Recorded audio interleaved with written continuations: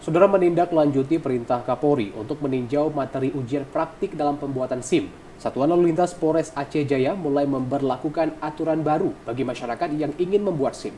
Dan berikut kita simak informasi selengkapnya.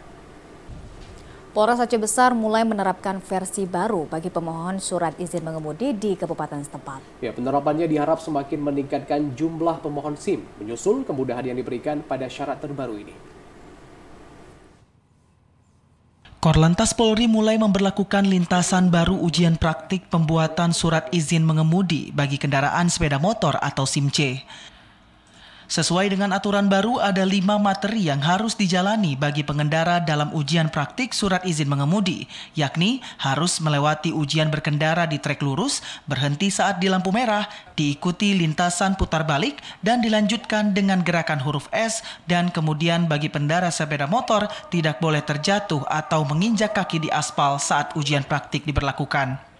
Kasat Lantas Polres Bener Meriah Ian Fitrah mengungkapkan, untuk lintasan baru dalam ujian praktik pembuatan surat izin mengemudi bagi kendaraan sepeda motor atau SIM-C telah mengalami revisi dari lintasan sebelumnya yang berbentuk zigzag atau salom dan angka 8 kini berbentuk letter S. Materi ini dirangkai sedemikian rupa yang dimana diharapkan masyarakat dapat lebih mudah dalam merepresentasikan lintasan selayaknya di jalan raya.